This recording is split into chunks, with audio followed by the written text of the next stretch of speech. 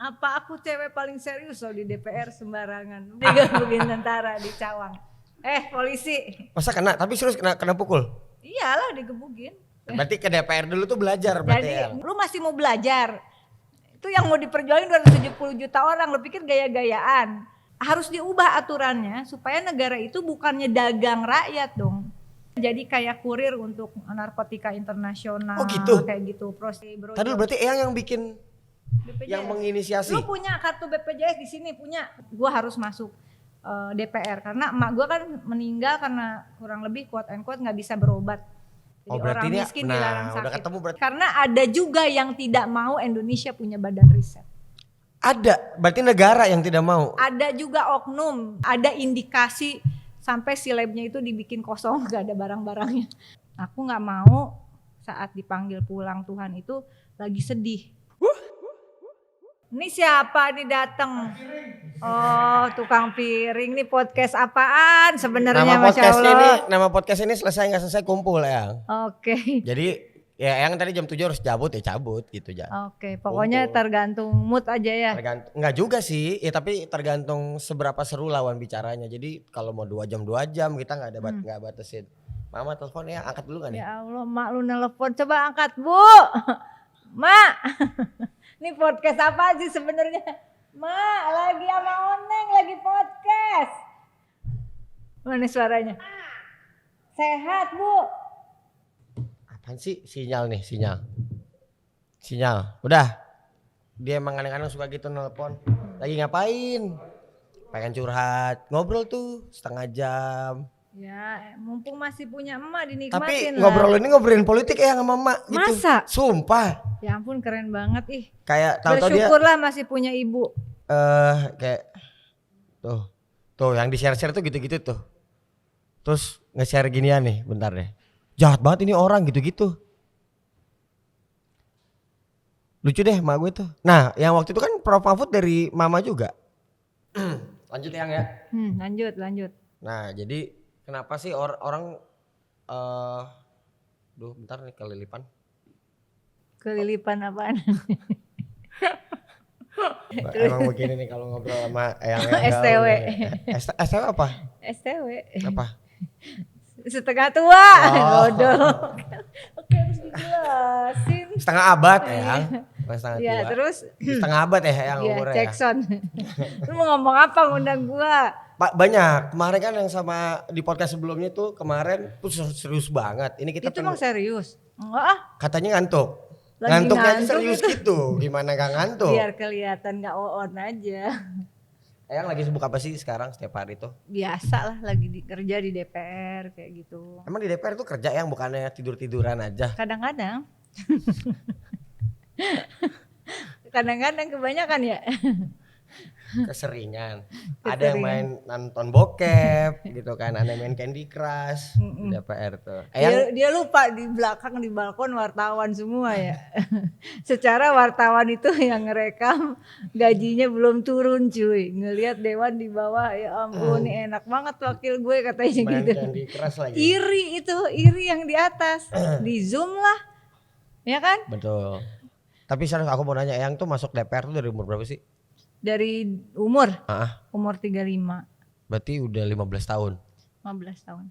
Lama juga ya. Berarti udah itu kalau lihat dong mukanya udah kayak gedung kura-kura kan. Saking menua di DPR. Aduh. Pindah-pindah gak Yang? Jadi DPR tuh komisinya pindah-pindah gak? Dulu tergantung ditugasin. Jadi DPR itu kan sebetulnya beda sama DPD. Kalau DPD itu dia tidak melalui partai politik. Jadi sebenarnya Komeng kemarin tuh.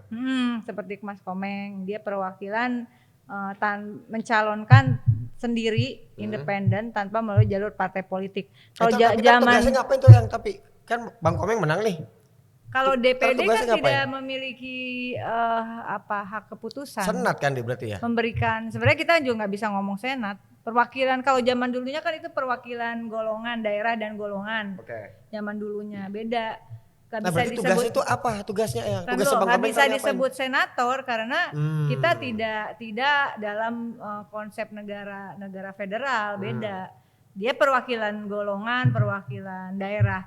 Jadi kalau karena perwakilan golongan sudah tidak ada gitu, DPD-nya jadi perwakilan daerah sekarang. Ya provinsi itu berapa orang gitu. Nah, tugasnya kasih masukan. Jadi Gak bikin kebijakan gitu. tidak memutuskan. Tidak kasih masukan doang.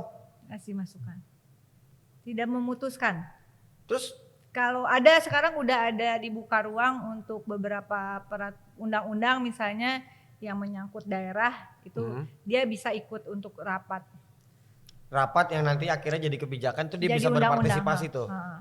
Tapi sebelum sebenarnya itu nanti ada lengkapnya sih. Aku nggak hafal ya tugas DPD. Tapi yang jelas berbeda fungsi Sama. dan tugas dengan DPR RI. Tapi DPR RI juga kan anggota MPR tuh.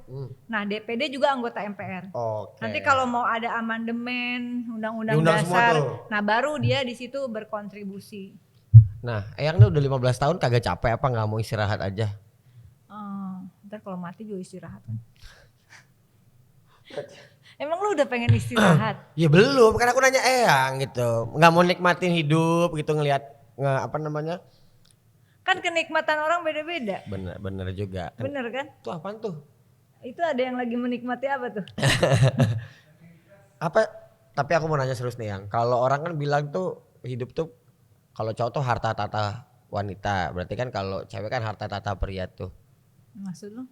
Iya maksudnya kan yang orang yang tuh terakhir nih sensitif. enggak ya. Ya maksudnya apa? Tolong yang lebih terang benderang. Iya, Maksud lo, sebelum kita gue ngobrol. kelamaan ngejomblo, itu gak tahu aja kan gue punya laki. Ngapain gue itu kan? Jadinya gitu. Tadi apa? Kenapa harus cepet-cepet? Kenapa? Santai maksudnya. Enggak, aku mau diajak apa tadi? Aku bilang.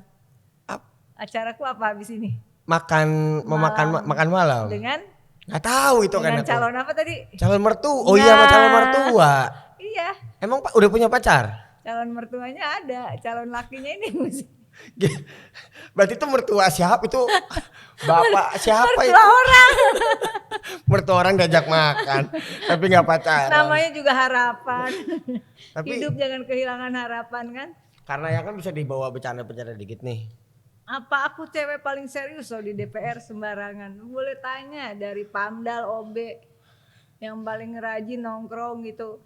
Nongkrong. Jadi ngajak podcast kemarin ngajak podcast. Gak bisa Lex besok aja hari ini podcast di DPR aja apa gue bilang ngapain podcast di DPR. Seru loh. Di mananya? Di gedung kura-kura lu belum pernah kan? Gua belum pernah. Duduk yang di hijau itu. Aku tuh dulu Di depannya. Enggak di yang hijaunya. Di ininya di Iya, itunya. dulu kan waktu reformasi ikut menduduki gedung kura-kura itu. Reformasi umur aku masih 6 lu tahun. 6 tahun. 6 tahun. SD. Lu 6 tahun gue udah digebugin. Digebugin tentara di Cawang. Polisi. Masa kena? Tapi serius kena pukul? Iyalah digebugin. Terus papa stop pak, kamu ikut-ikutan. Nggak mungkin lah pak, masa cute begini. Dilepas gue, sepatu gue ketinggalan satu. Ya ampun, kenangan kok memori digebugin. Itu umur berapa berarti 98 Yang? 98. Mau kuliah semester berapa maksudnya? Jangan umur deh. Umur ya. Iya benar. Benar. Umur 20-an lah. 20-an. Tapi serius kita mau bahas hidup sedikit nih supaya nggak politik banget sama yang politik mulu. Nggak, ya hidup kan memang politik. Aduh kan, bener kan ke situ lagi kan? Karena apa coba? Karena manusia itu adalah zone politikon. Manusia itu adalah makhluk politik. Dari Wherever you go, you will be a police. Biar kelihatan keren dikit, cuy. bahasa Inggris ya. Coba tahu deh. Jackson, yang artinya. Ini mas stand up ini. Sejam ini stand up komedi. Episode yang 2 itu serius banget. Ini ketawa mulu ya sama yang. Enggak serius. Ya, Manusia serius, itu makhluk politik. Enggak ada yang bukan keputusan. Jadi ketika kamu punya KTP aja, KTP itu udah memperlihatkan kamu ada dalam satu struktur kehidupan bernegara. KTP yang itu apa? KTP aku ya udah seumur hidup. Puas. Bukan yang kan ada tuh status kan ada status tuh. Ada nggak statusnya yang? Status. Kan aku kan misalnya belum kawin ada. Tuh kan ke situ lagi. Emang aku mau nanya ke situ sedikit, yang kehidup sedikit lah ya aku mau tanya tuh, ada ngerasa kesepian gak sih menjalani hidup ini yang gitu? Enggak sih. Apa yang bikin yang semangat tuh apa? Selain anak. Selain anak ya pekerjaan lah. Berarti yang tuh menikmati hidup. workaholic banget, Jadi aku orang yang udah cerita, saya yang berpikir bahwa umur itu nggak lama. Jadi semakin tambah umur sebenarnya jatah hidup kita berkurang loh. Jadi Iya betul. aku nggak mau saat dipanggil pulang Tuhan itu lagi sedih. Sedihnya gara-gara apa? Ya nggak tahu gara-gara apa aja, atau pokoknya harus lagi gembira gitu. Harus lagi gembira, harus lagi hidupnya bermakna lah, kurang lebih gitu, lagi berjuang, lagi ngerjain yang bagus-bagus. Kan nggak tahu 5 menit dari sekarang lu mati misalnya. Bener juga sih. Kelihatan sih auranya. Panjang umur, panjang umur. Aku tuh panjang umur aku, orang kayak aku tuh panjang ya, yang bisa ya mati. Memang kalau orang yang disuruh tobat bisa dipanjangin umurnya. Berarti ini belum tobat-tobat gitu. Gak tahu, aku kan kamu yang tahu. Nah, yang berarti pertama komisi berapa? Pertama kali ke DPR tuh komisi berapa 9. Dulu? Komisi 9 tugasnya apa sih? Kesehatan, perburuhan, ketenaga kerjaan ya. Oke, periode pertama. Ya, karena apa aja tuh yang lakuin tuh dulu? Waktu masuk DPR tuh, kenapa harus masuk DPR itu udah jadi pikiran, bukan udah masuk dulu ntar belajar. Ya, dari kapan mikirin ya berarti kalau udah jadi pikiran?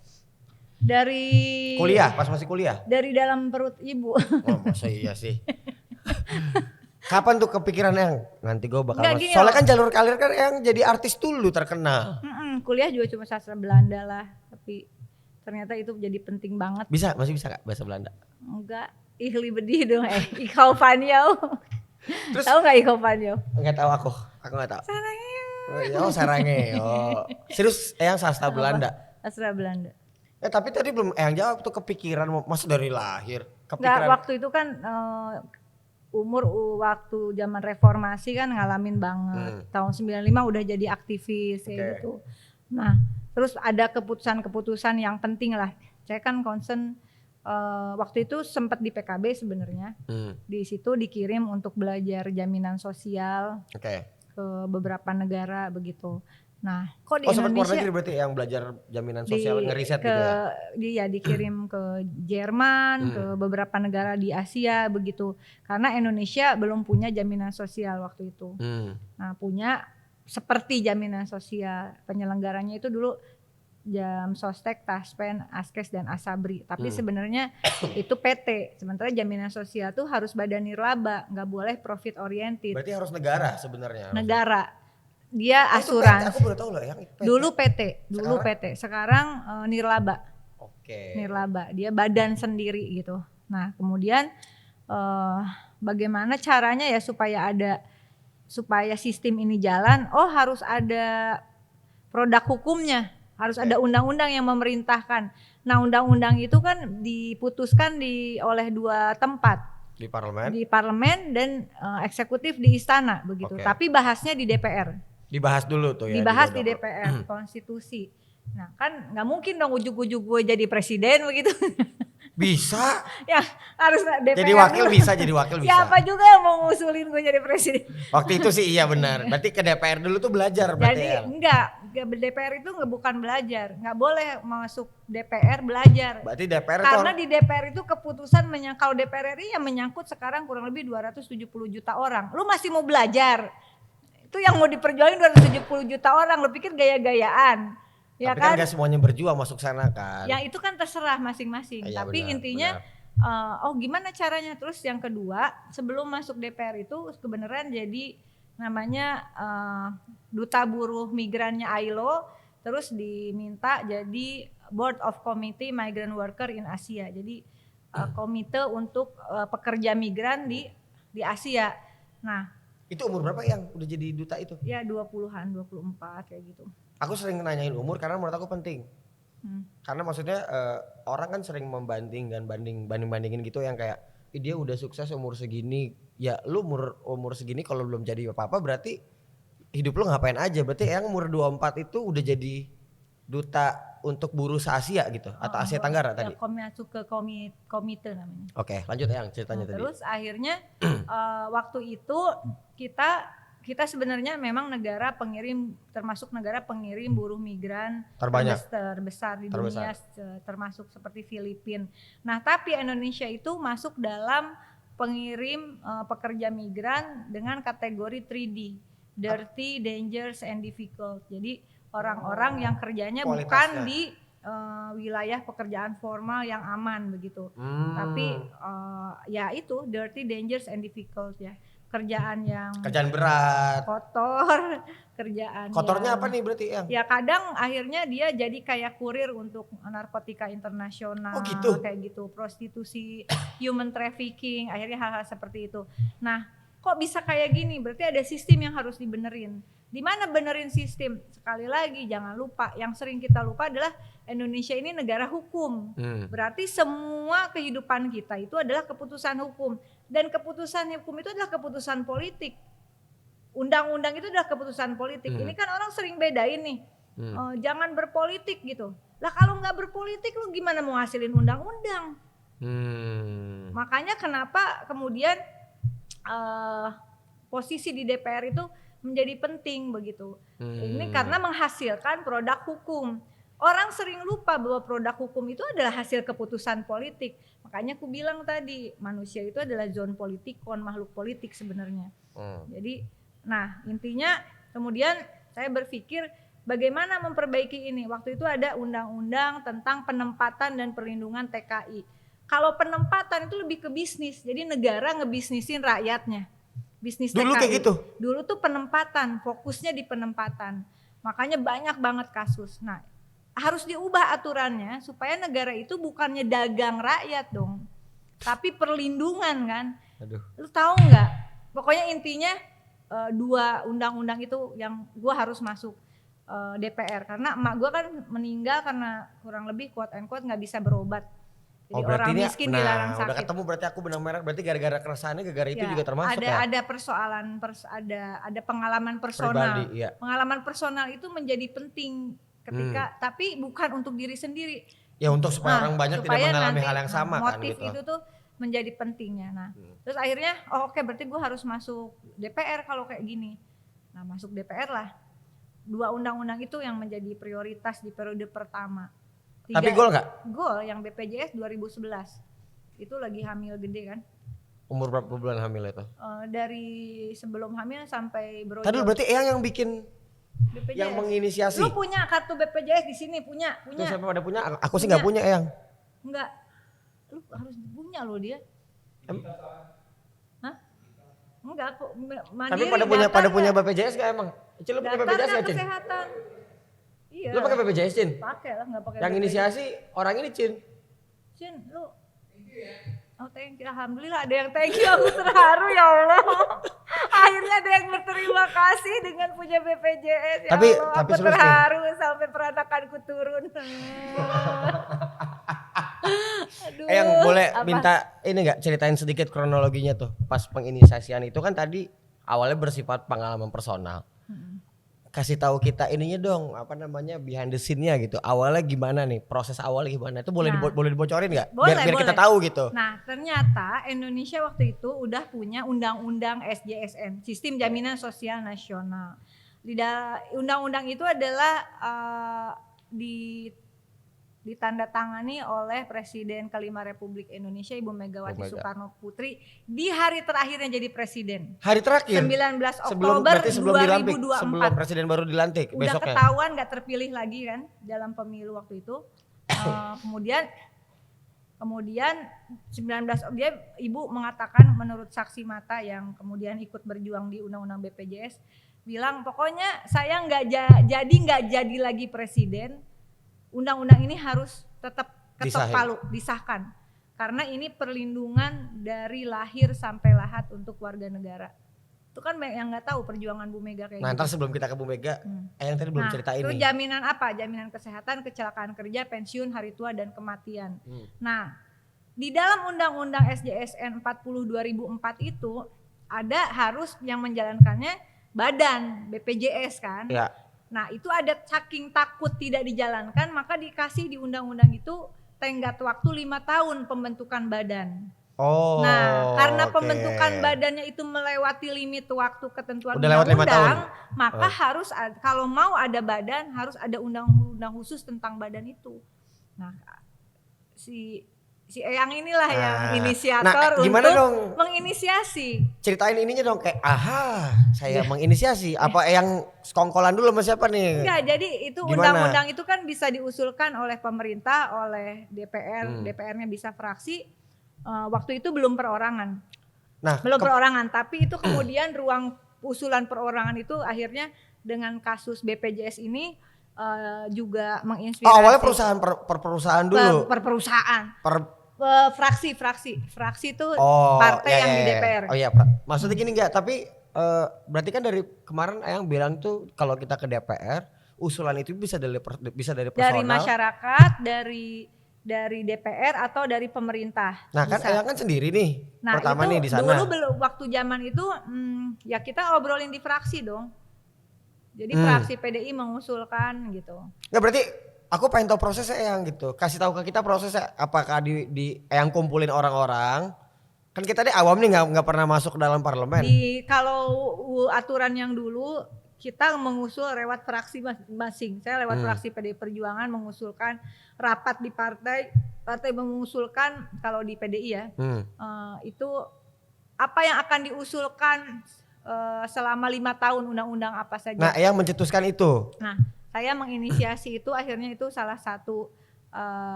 yang saya Nah, berarti kontribusi Eyang gede banget. Aku pengen tahu ini pikiran Eyang sendiri atau kolektif grup. Nggak ada yang nggak bisa dibilang sendiri meskipun makanya, itu awalnya dari pribadi. Oh, berarti inisiasinya dari Eyang gitu ya? Tapi kan kemudian menjadi kerja kolektif. Betul. Kerja kolektif dibantu oleh para pakar, kemudian diusung oleh juga dibantu oleh para buruh, pekerja semua. Poin itu sebenarnya gini yang pengen aku ambil dari BPJS yang hasil kerja yang itulah ya di periode pertama di DPR. Berarti sekompleks masalah apapun hidup kita, kan tadi yang punya masalah personal, bukan punya pengalaman pribadi kan. Akhirnya masuk ke DPR terus menginisiasikan, terus produknya jadinya BPJS. Itu kan maksudnya proses itu kan panjang. Dan ternyata sebenarnya bukan hal yang tidak mungkin, ternyata bisa juga. Bisa juga ternyata ya. Tapi orientasi kita jangan untuk kepentingan pribadi, karena begitu menjadi undang-undang itu berlaku untuk seluruh rakyat, makanya setiap individu kan, setiap orang berkedudukan sama di hadapan hukum. Nah, itu saya ikut pasal, jelaslah pasal ayat saya ikut menyusun, didampingi oleh para pakar, ada Pak Hasbullah Tabrani, ada ahli. Berarti sebenarnya banyak rumah sakit yang harusnya BTM Eyang ya. Soalnya kalau kita pakai BPJS tuh mukanya pada cemberut semua tuh. Ya karena dia ada ininya, ada menunya. Agak susah kalau di up harganya. Kalau pasien datang bawa ke rumah sakit pakai BPJS, suster jutek. Kan gini loh maksudnya. Semuanya jutek tuh. BPJS itu kan badan. Tapi sebenarnya itu kartu jaminan sosial. Pernah ke luar negeri nggak? Pernah dong. Nah, kalau ke luar negeri lagi nanti tanya bagaimana di sana berlaku jaminan sosial, apalagi di Eropa. Nggak bisa orang nggak jaminan sosial, itu wajib. Dan untuk kita juga wajib, itu perintah dari Undang-Undang Dasar, turunannya dari Undang-Undang SJSN. Bagaimana yang di sini mah harga nyawa murah, harga nyawa. Mendingan mati aja daripada diurusin kalau di sini. Tapi kan tetap aja apapun ada hukumnya ya. Betul. Jadi kalau perusahaan dengan sekian pegawai tidak mendaftarkan pekerjaannya, itu pidana loh. Awas lu punya perusahaan gak ngedaftarin, lu pidana. Oh iya juga ya Yang ya. Tuh langsung pasti anjing lu gak didaftarin tuh. Setuju, anjingnya tahu bosnya gak didaftarin. Berarti periode 1 tadi masuk komisi 9 ya benar ya? Tenaga kerjaan dan kesehatan. Produknya BPJS. Dan menginisiasi perubahan undang-undang tentang penempatan dan perlindungan TKI. Dulu namanya TKI, Tenaga Kerja Indonesia. Aku minta jadi undang-undang perlindungan pekerja migran Indonesia. Jadi perlindungan, negara itu harus melindungi. Negara jangan sibuk penempatan, makanya kan dulu kacau banget. Kan zaman berita tuh sering banget tuh kasus TKW diperkosa belum 100%. Tidak bermasalah, tapi dengan diperbaikinya sistem hukum ternyata tata kelolanya itu menjadi lebih baik juga gitu loh. Tapi aku pernah dengar cerita. Makanya kenapa bikin undang-undang itu lu jangan karena dibayar gitu ya. Dan gini loh, maksudnya gini, kalau saya berpikir gini. Emang ada yang bikin undang-undang dibayar? Gue kan mau masuk partai katanya, ntar kalau jadi DPR Jadi gini loh, Iya. undang-undang kita kan jadi anggota DPR itu ada 3 fungsi politik legislasi, politik anggaran, politik pengawasan. Legislasi itu membuat undang-undang, merevisi undang-undang, aturan hukumnya. Anggaran itu adalah menentukan postur APBN tuh yang ribuan triliun ya. Aduh, Enak banget ya. enak banget bagi Terus satu lah ya, bagi satu. terus pengawasan. Nah, tapi si APBN ini nanti juga jadi produk hukum. Oke. Nah, kalau nggak ditetapin jadi undang-undang juga nggak bisa dipakai. Memang harus ditetapkan Harus jadi menjadi undang-undang. namanya undang-undang APBN. Nah, kita kan jadi DPR melakukan 3 fungsi itu. Lalu kemudian kita udah digaji, kita dapat tunjangan dan sebagainya. Lebih dari cukup ya. Jadi Itu udah lebih dari cukup menurut Eyang tuh. menurut saya lebih dari cukup, alhamdulillah. Nah, jadi kalau kemudian pada saat pembahasan undang-undang itu kemudian lu ntar ya kalau jadi dewan, Iya, terus iya, amin. ada yang transaksional, ini dong rubah dong katanya pasal ini atau ayat ini. Biar oke. Nah. Titipan ini ceritanya nih. Ini kan orang yang sering menjadi sorotan adalah korupsi APBN, bener kan? Oke. Anggaran negara. Tapi ada yang lebih berbahaya, yaitu korupsi pasal dan ayat. APBN untuk 1 tahun, tapi Ayat sebuah buat- undang-undang lu didagangin. Itu untuk Dan kalau Kalau terjadi nggak direvisi, transaksi gitu. ya, Ya. kalau terjadi transaksi dalam suatu pembuatan undang-undang, menurut saya pribadi ya, udah pasti nggak bener lah. Pasti ada hal yang nggak karena memang tugas kita buat kata undang-undang. siapa bisa aja ya aku pengen nitip dong supaya undang-undang yang bagus emang nggak boleh. Ada nggak yang gitu ya? Nggak boleh, karena kita udah dibayar untuk bikin udah digaji semuanya. Gitu. Jadi tetap nggak boleh nih, walaupun itu buat Kalau hal yang saya, bagus. kalau saya. Oh kalau Eyang. Enggak gitu. dong, kan udah include. Lu kalau lu nyari tambahan, lu dagang cireng aja sama cilok depan pintu gerbang sono. Ngapain sampai ke parlemen ya? Oke, itu kita mau supaya Nah, orang. ini penting nih. Oke. Jangan sampai pesen, lu kan nantinya akan jadi dewan, kalau gua kelihatan nggak tahu lu dewan masjid atau apa terserah. Nah, Dewan Wihara ya. kalau Bu, ya? suatu produk hukum yang namanya undang-undang itu hasil transaksional, menurut saya ya, menurut gua gitu, itu kan berarti Saya formal banget Eyang udah saya berarti mulu. kan zolim ya.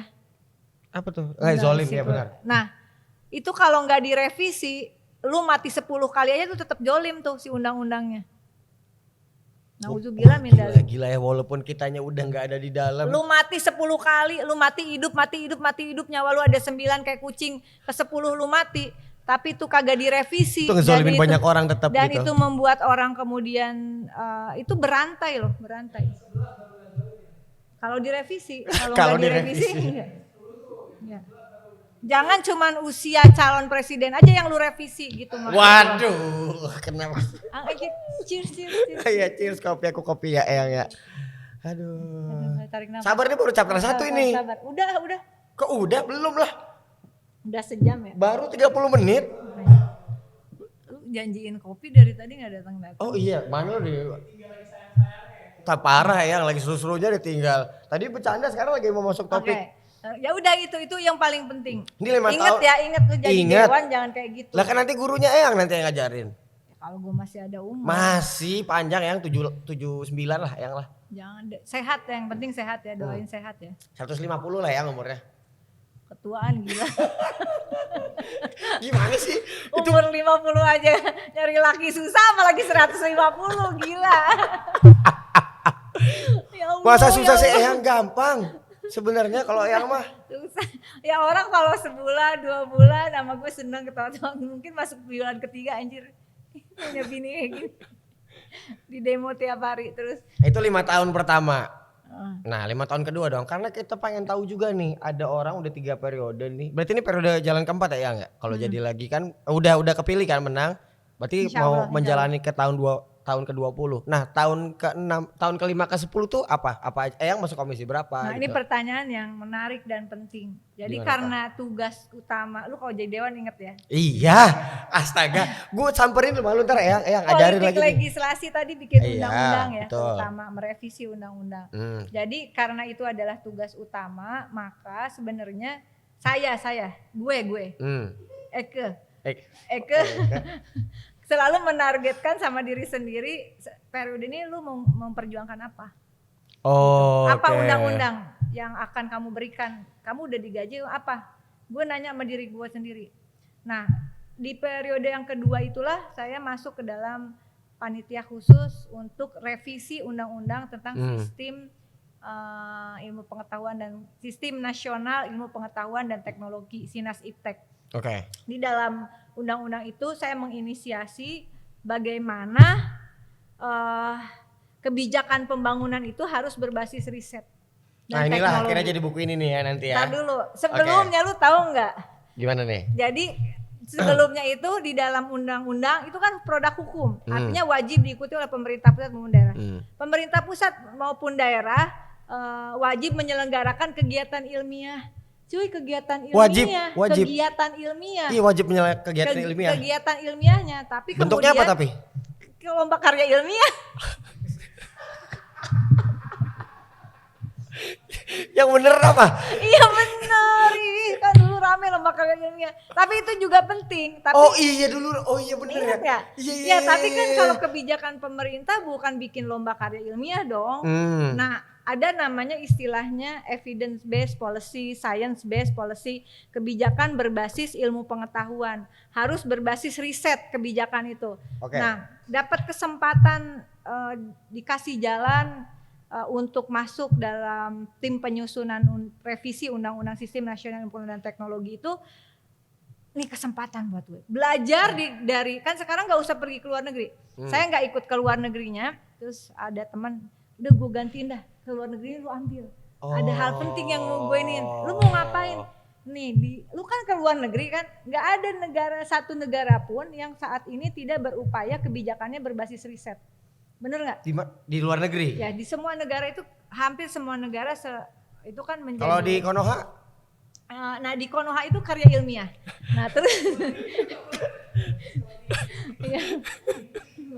Jadi di undang-undang itu alhamdulillah kemudian bisa keluar statement penting, pasal penting yang kurang lebih isinya bahwa pemerintah pusat dan pemerintah daerah dalam merumuskan pembangunannya harus berbasis riset. Di riset dulu, nggak boleh berdasarkan klinik, asumsi, perasaan, nggak bisa. Berdasarkan keluarga juga nggak boleh tuh yang ya. Oh hari ini lagi bagus nih, bikin. Hari ini lagi bagus. Lagi Kamis Weton nih, Kamis Weton. Nomor yang keluar ujungnya begini, jangan, nggak bisa. Anggaran dikeluarin ujungnya 650, pasangin. Ketahuan kameramennya suka pasang dulu. Ambil kertas dulu, ngecek dulu ya, ngecek dulu. Nah. 4 angka beli buku jadi mimpi di situ dulu. Itu hal yang juga penting. Yang kedua adalah diakuinya kayak apa ya, hal-hal yang ilmu pengetahuan yang bersumber dari kearifan lokal, kekayaan hayati nirhayati menjadi bagian dari ilmu pengetahuan. Itu undang-undangnya panjang juga ya. Nah terus kewajiban yang negara. Pasal yang paling penting juga adalah pasal 48, apa ingat ya gue. Di situ saya mengusulkan Indonesia harus membentuk Badan Riset dan Inovasi Nasional. Jadi BRIN itu ya? Jadi BRIN. Berarti awalnya dulu BRIN gak ada tuh? Gak ada. Dulu tuh tersebar. Dulu namanya apa? Ada lembaga, 4 lembaga riset. Terus ada litbang di kementerian lembaga. Dengan kurang lebih 32 sampai 37 triliun anggaran per tahun untuk riset. Tetapi serius 37 triliun per tahun untuk riset. 32 lah ya anggap. Iya 32 itu.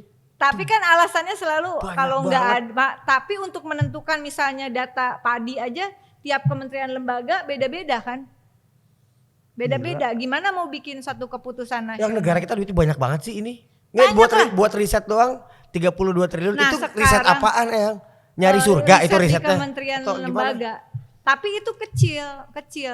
Riset kita itu masih 0, nggak nyampe 1%. Hasilnya apa yang pernah ada yang ngintai nggak? Apa pernah ada yang ngawasin nggak sih itu?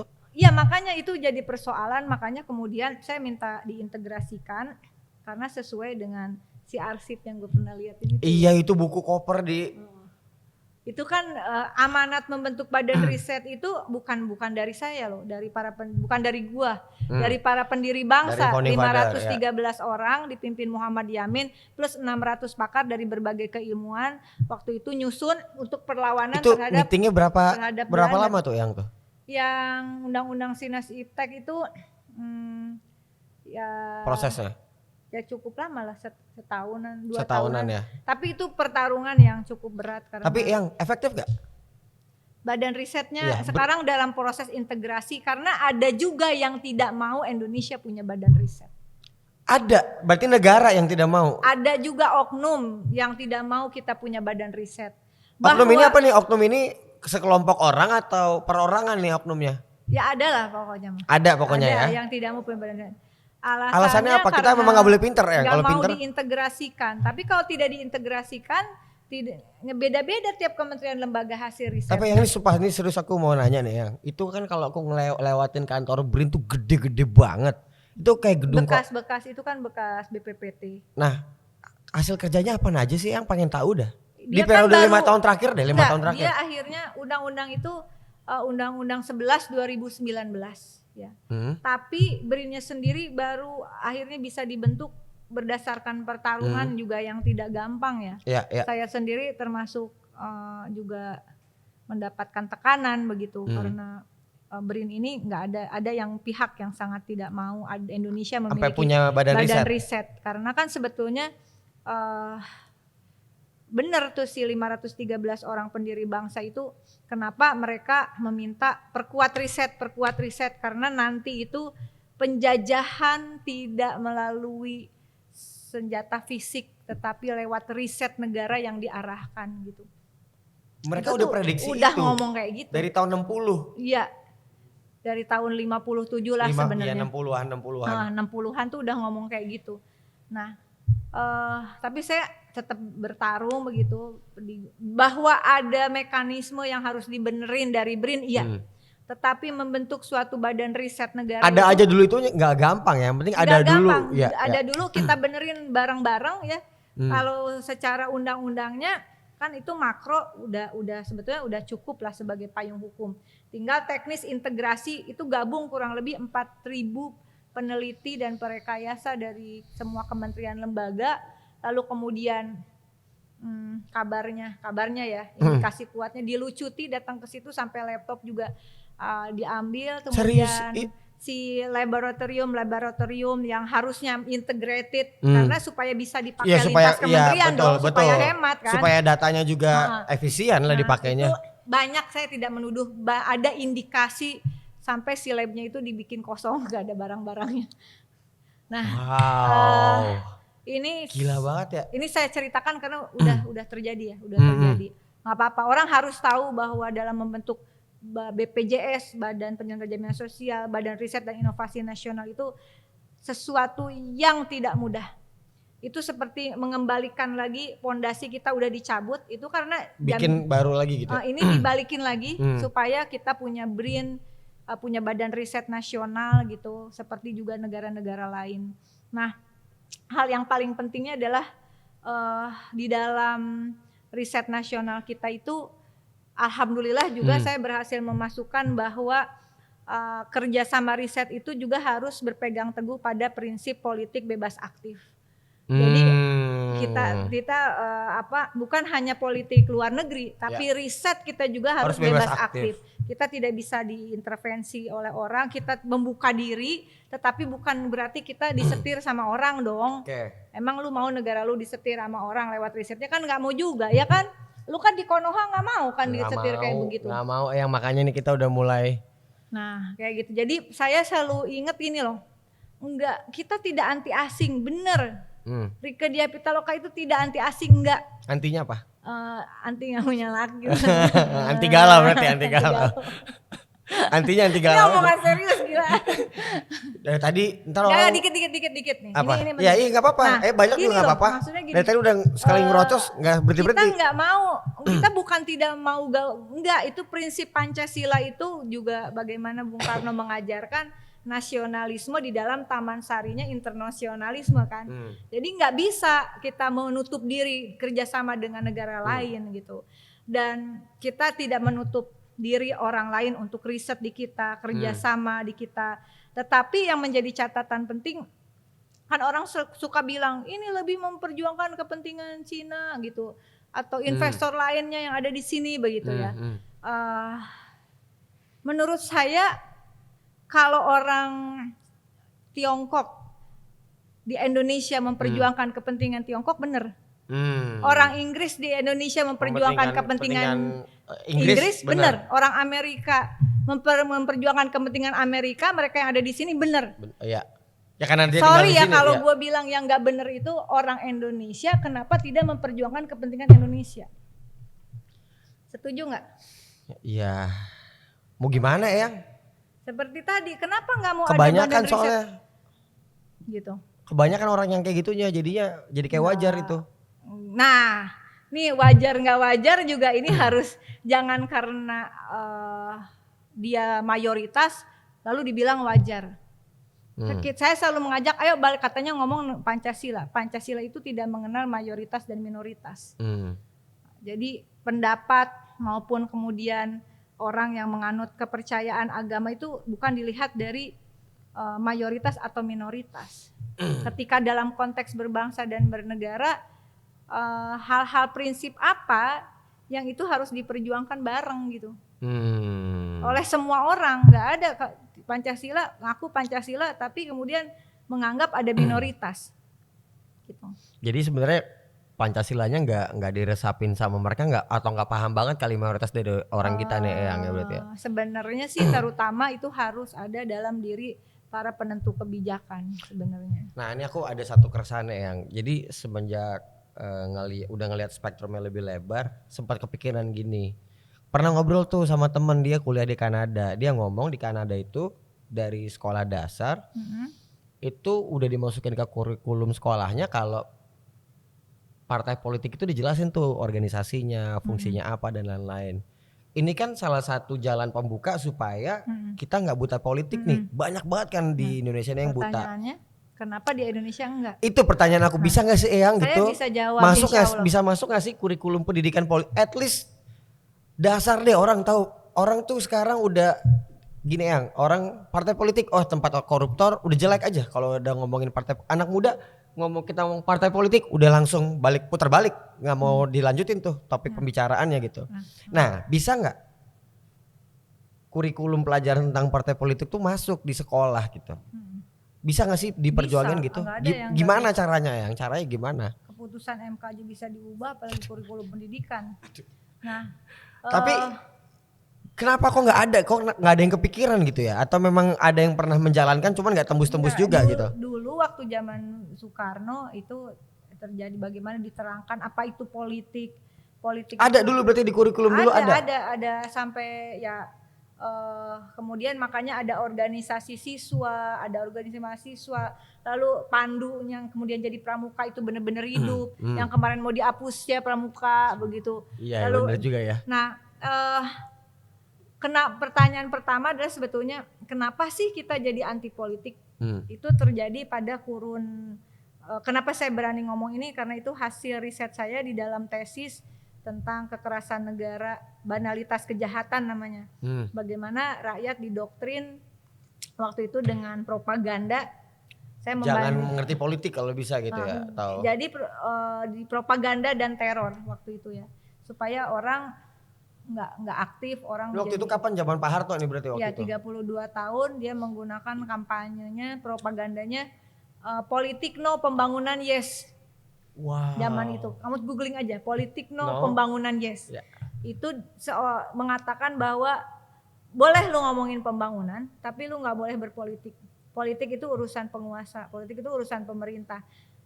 Nah dari mulai sinilah awalnya udah rusak. Padahal tadi kan kita udah discuss kan politik legislasi, politik anggaran, undang-undang semua budgeting itu keputusan politik.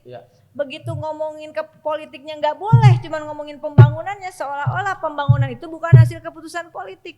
Itu 32 tahun masyarakat Indonesia disewapin gitu ya jadinya. Akhirnya ya seperti generasimu dan selanjutnya. Ini yang Itulah nih. pentingnya kenapa pelajaran sejarah jangan dihapus. Emang pengen dihapus juga? Googling. Wah gila udah serusak ini Nggak ya. googling, aku nggak ngomong pengen dihapus, googling. Makanya gini loh, kalau mau menghancurkan suatu bangsa, hapuslah sejarahnya. Boro-boro mau ngomongin ada pendidikan politik di dalamnya kan. Soalnya gini yang itu nanti 5 tahun 2029 angka milenial sama Gen Z itu 170 juta lebih ya gitu. Terus Kalau dia nggak ngerti sejarah Nah, negara makanya, bangsanya gimana? kan aku analisa gitu. Kenapa Tanya sih? temenmu di Kanada, pasti ada pelajaran sejarah. Pasti ada. Nah tapi gini yang tadi analisa aku tuh zaman sekarang kan gak kayak zaman dulu gitu. Zaman sekarang itu distraksinya banyak banget. Konten TikTok, banyak konser musik. Wah udah terlalu banyak distraksinya. Ini kedepannya angka 170 juta orang itu kan bukan angka doang tuh. Itu bukan, itu semua punya pribadi, punya personal, punya background, punya masalah masing-masing tuh. Terus kalau ntar 170 juta itu yang gak ngerti politik atau yang buta banyak, nih gimana yang cara nyelesain solusi ini gimana nih? Ya, banyak-banyak doa aja kali ya. Doa. Ini ya gini ini loh. Ini kedepannya nih angkatan aku nih yang maksudnya nanti. Makanya jadi kayak mau podcast atau apa. Ini bagus nih kayak gini ya. Ada konten-konten yang penting. Bukan, aku orang yang tidak pernah pesimis dengan apa Gen Z dan sebagainya. Itu apa tadi? Milenial. Ya milenial, Gen Z sebagainya. Mungkin cara belajarnya berbeda. Oke. Cara belajarnya berbeda. Bukan berarti mereka nggak ngerti. Ya aku percaya ya setiap generasi punya masalahnya sendiri dan kita harus, generasi itu harus bisa ngatasin masalahnya sendiri. Cuman kan gak ada salahnya juga kalau kita minta mentor satu generasi di atas kita gitu. Nggak masalah. Tapi kenapa itu tadi jadi penting adanya badan riset. Adanya kemudian kebijakan itu berbasis hasil riset dan menghasilkan data yang akurat ya. Seperti saya ceritakan di sini. Karena berbicara soal bagaimana ngomongin apa sih yang milenial, anak-anak milenial, Gen Z dan sebagainya itu, kita jumlah totalnya aja kan kira-kira. Tadi itu? Ya kira-kira kan? Iya. Karena kita nggak punya data dasar yang lengkap kan. Data dasar. Potensi segitu, ya. Ya semua bicara kira-kira, harusnya semua kan bicara akurat potensi. Kan ya. Bagaimana mau kita merumuskan suatu kebijakan kalau tidak kebijakan yang benar, kalau datanya nggak akurat. Ya jadi.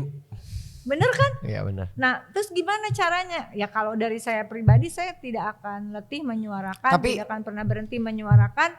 Negara wajib mereproduksi, menghasilkan data yang akurat, aktual dan relevan. Termasuk untuk nasib kelompok milenial, anak-anak muda, Gen Z dan seterusnya. Yang berarti kan anaknya itu Gen A.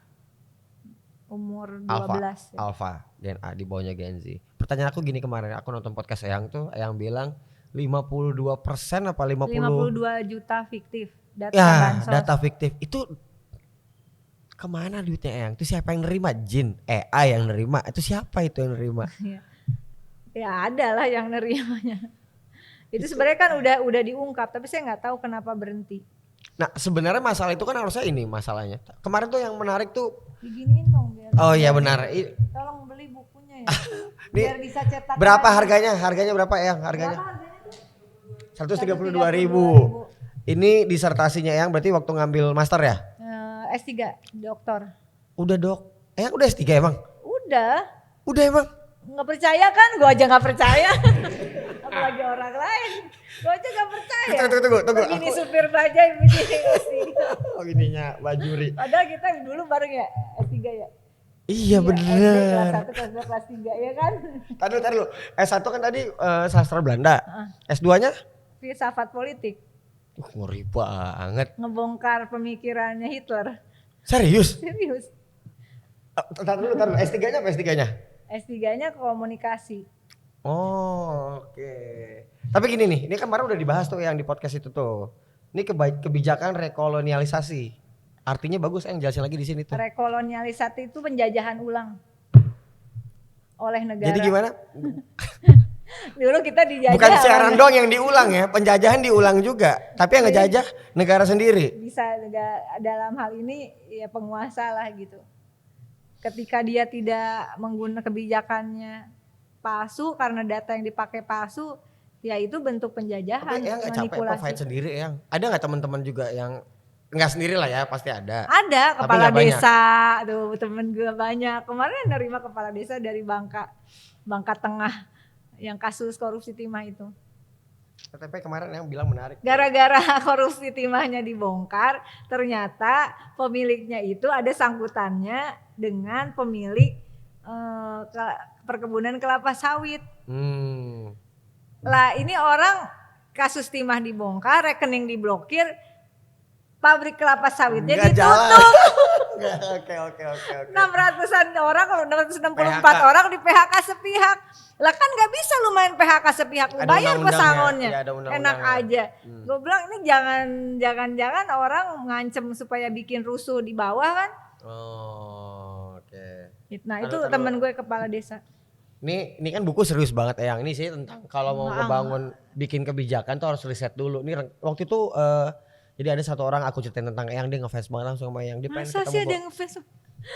Peranakanku turun lagi. Aku juga salah satu orang yang ngefans Eyang. Turun peranakan lu hernia. Gaya tatuan, sakit hernia. Malu-maluin. Ntar gue bawain obatnya ya. Serius ini. Gue bawain obatnya. Ya, Kalau ada temen yang sakit hernia enggak? Gue kasih tau obatnya mau enggak? Apa obatnya apa? Sabut kelapa. Serius itu? Iya, lu gosok. Tadi nih Eyang sembuh enggak mengkilat iya. Kita ngomong serius dia bercanda Pong. Kita serius, dia bercanda kita serius. Yang ketawa berarti hernia, dia udah mikir gue bisa minta obatnya diapain. Lalu yang ini buku ini tentang apaan sih? Emang udah bikin itu tentang data udah. Jadi kalau mau ngapain? Lu baca bisa gak? Jelasin dulu ini dong. Gak tahu ya. Ini pakai joki nggak Eyang nih? Gak bisa ilmu pakai. Kalau saya nggak mau pakai joki, sorry ya. Saya kan bisa. Nah, kenapa coba? Nggak mau saya sekolah pakai joki. Kenapa? Karena saya kan muslim ya. Di Islam itu 3 yang dibawa mati itu. Amal ibadah, ilmu yang bermanfaat, dan doa anak yang soleh. Nah ilmu kalau gue pakai joki bagaimana gue bisa bawa? Ya, ntar Eyang nah terus anak yang soleh siapa? Aku lah. Berarti bapak lu apa soleh? Bapak lu Pak Soleh? Bener ya? Lu anaknya Pak Soleh, lu ikut gue. Udah, selesai ya. Iya dikit lagi. Ini nih, ini apa nih? Ruang doa, ngeri banget. Bikin buku judulnya Ruang Doa. Puisi. Muka begini juga berdoa, lo pikirnya gue ngedoa. Gak yang nulis puisi. Puisi. Udah 5 buku, udah 5 buku puisi. Penyair gilingan. Seriusan gak sih ini? Serius. Ini aku pernah dikirim jadi episode kelima. Ini buku kelima. Serius. Yang pertama. Judulnya apa yang pertama? Yang hits kamu googling nanti ya. Ya aku googling sekarang deh. Renungan Kloset. Seriusan gak sih? Serius. Gak percaya nih gara-gara suka bercanda dari tadi. Serius. Puisi Renungan, pertama gue Kloset. Renungan Kloset. Puisi perdamaku muncul ketika gue pagi. Aku juga sering lagi boker tuh renung. Iya bener. Lagu lu kan juga berbau-bau kloset sama kita. Iya. Coba ada kan nge-hits loh, jangan salah. Gara-gara itu gue dikirim di festival puisi internasional Winternachten namanya. Bacain dong satu aja. Masih ada yang inget gak? Ada. Apa dong? Berapapun jarak kita akan kukirim setangkai cinta untukmu setiap hari. Oke gak? Lu langsung merinding disco. Anjing.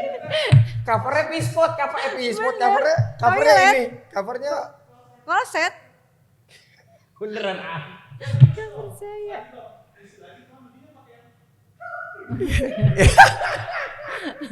Iya, ada lagi gak renungan kloset? Renungnya lu cari dong Google renungan kloset. Udah dapat bukunya. Ya isinya apa? Ada. Gimana yang bukanya? Oh blogger. Nge-hits sih jangan salah. Gak kelihatan ya penyair. Ini isinya bukan. Ada baiknya tak mencatat hidup, itu benar itu. Coba. Iya sini. Nih. Ada baiknya tak mencatat hidup dalam lembar-lembar buku harian. Suatu masa jika membacanya lagi manis, membuat kita ingin kembali. Pahit, membuat duka tak bisa lupa. Ada baiknya merenung hidup dalam kloset yang sepi. Tak perlu malu, mengenang, tersenyum, atau menangis. Setelah itu siram semua, bersiap menerima makanan baru yang lebih baik dari kemarin.